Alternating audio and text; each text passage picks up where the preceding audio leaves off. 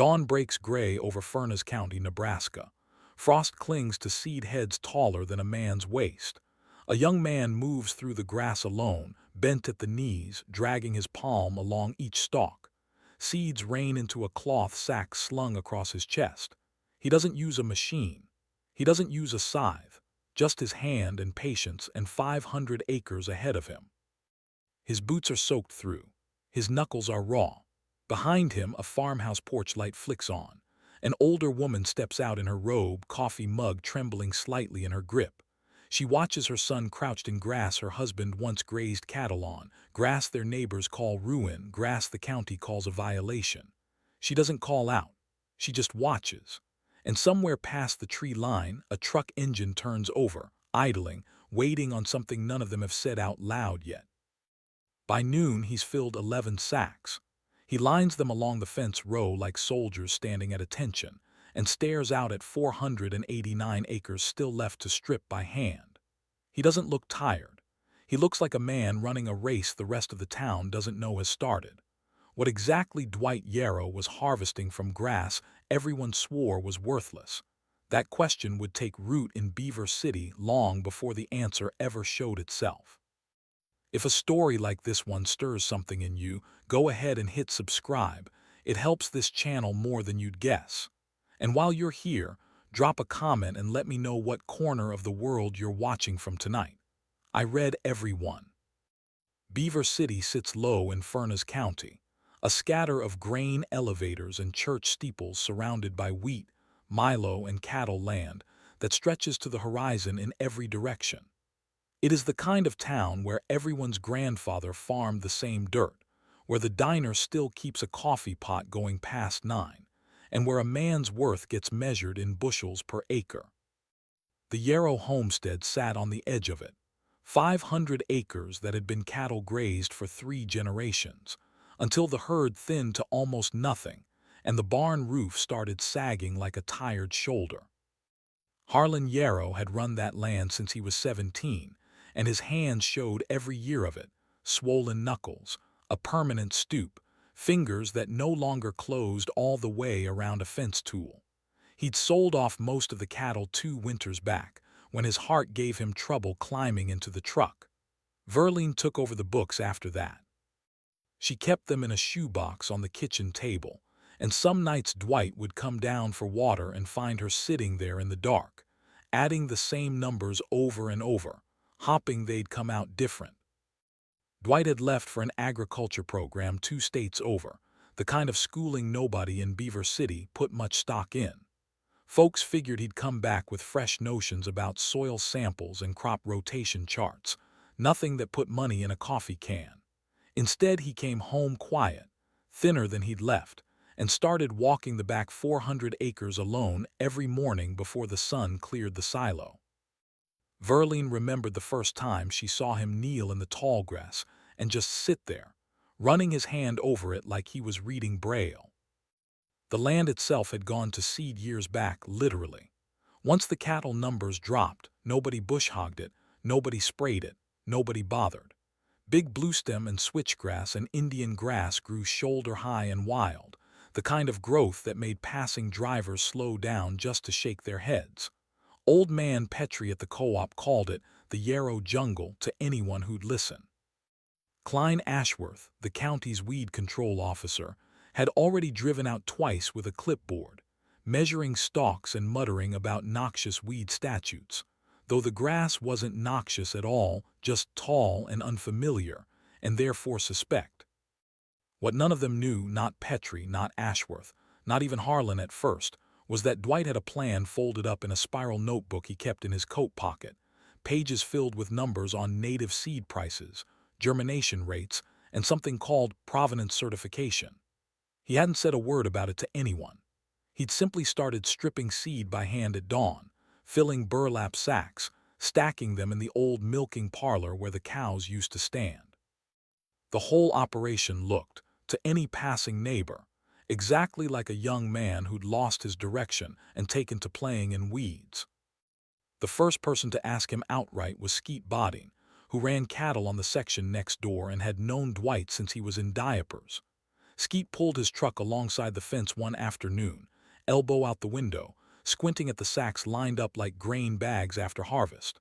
"Son, you do know that ain't nothing but weed grass," Skeet said, spitting past his door. "Your daddy's got real bottomland going to ruin while you're out here picking seed heads like some kind of bird." Dwight just nodded, wiped his brow, and kept working. He didn't argue, he never did. What Dwight was actually building, sack by sack, was a supply of certified native prairie seed, bluestem, grama, Indian grass, all genetically local to that exact stretch of Nebraska soil. He'd learned in his program that restoration companies, highway departments, and conservation groups paid premium prices for seed with a documented local pedigree, seed that hadn't been trucked in from Kansas or Iowa and dumped onto land it didn't belong to. 500 acres of worthless prairie was, in truth, one of the last untouched native seed banks left in 3 counties. He just hadn't told a soul that part yet. Then the letter came. Klein Ashworth's office had filed a formal noxious vegetation abatement notice against the Yarrow property, citing unmanaged growth exceeding county height ordinance, and giving the family 30 days to mow, spray, or otherwise bring the land into compliance, or the county would send its own crew to do it, and place a lien against the property for the cost. Verline read it twice at the kitchen table, her hand pressed flat against the paper like she could hold the words still. 30 days. That was all the time left before the very grass Dwight had spent months hand-harvesting would be shredded to stubble by county mowers. Dwight didn't sleep that night. He sat up with his notebook, recalculating everything, how many acres he'd stripped, how many remained, how many days of daylight he had left before the mowers came. Even working sunup to sundown, he was barely a third of the way through the property. Harlan found him at the kitchen table before dawn, coffee gone cold at his elbow. "You can't out-harvest a county deadline with your bare hands, boy," Harlan said quietly. It wasn't cruelty in his voice. It was the tired arithmetic of a man who'd watched plans die on that land before. For 2 days, Dwight didn't go out to the field at all. He sat in the barn instead, staring at the stacked sacks, the sum of months of work, wondering if he'd wasted a season chasing something that would get mowed down regardless. Verline brought him supper on a tray those 2 nights, and both nights it came back untouched. Word around the co-op was already turning meaner. Petrie joked that the Yarrow boy had finally quit playing farmer, and even Skeet, for all his teasing, admitted he felt a little sorry watching the boy fold up like that. It was Verline who got him moving again. She found an old canvas seed-cleaning fan in the machine shed, rusted through, left over from her own father's time, and dragged it out into the yard herself, her bad hip be damned. "Your grandfather cleaned wheat seed with this thing for 30 years, she told Dwight. "Grass seed can't be so different." Between the 2 of them, and eventually Harlan too despite his hands, they rigged the old fan to a truck battery and started separating chaff from seed twice as fast as hand stripping alone. The work sped up. The deadline didn't move, but the fight in the family did. Word of the county notice reached the native seed brokers Dwight had been quietly emailing for weeks. Men and women from conservation, outfits 3 states wide, hungry for verified local provenance seed for prairie restoration projects along new highway corridors. One buyer, a soft-spoken man named Odell Ferris from a seed cooperative up in Lincoln, called the house directly and said he could drive down inside 2 weeks to inspect the crop, if there was still a crop left standing by then. Dwight didn't sleep much after that call either, but for a different reason. Somebody, finally, wanted what he'd been building. The days that followed blurred into a single long push, sacks stacking higher in the milking parlor, Harlan sorting seed at the fan with hands that ached by nightfall, Verline keeping a running tally in her shoebox ledger that, for the first time in 2 years, showed numbers trending upward instead of down. Skeet Bodine still drove by most afternoons, though his jabs had softened into something closer to curiosity. "Still don't know what in God's name you're doing out there," he told Dwight one evening, "but I'll admit it's the most work I've seen you do since Little League." 12 days remained on the county's clock. Then the sky changed. A dry front rolled down from the Dakotas, the kind old-timers in Beaver City called a duster, no rain behind it, just wind, hard and grinding, stripping loose topsoil off every tilled field for 40 miles. It hit 2 days before Ashworth's mowing crew was scheduled to arrive, and it hit without warning, turning noon into dusk, coating windshields and porch rails in fine brown grit. Dwight stood at the fence line as it rolled in, watching Skeet's freshly disked cattle pasture next door begin to lift into the air in long, ghostly ribbons. What the storm exposed, it exposed slowly and then all at once. Skeet's bare, tilled section blew clean down to hardpan in places, soil peeling off the earth like skin off an old sunburn. But when the wind hit the Yarrow Prairie, it hit a wall of root. 500 acres of bluestem and Indian grass, roots driven 8, 10, 12 feet into the ground, held their soil in place like a fist closed around dirt. Dust swirled up to the fence line and simply stopped, as though the grass itself had drawn a boundary the storm couldn't cross.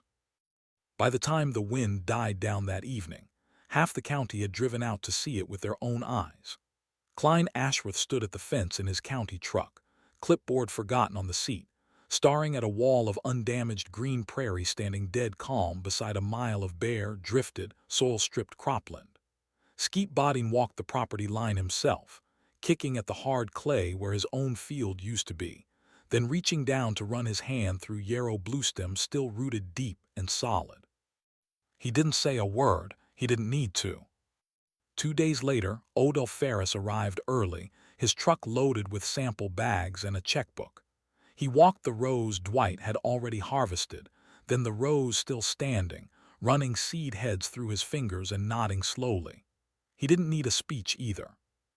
He wrote a number on his offer sheet, turned it around so Verline could see it at the kitchen table, and watched her hand go still over the shoebox ledger for the first time in 2 years, not from worry this time, but from something closer to disbelief.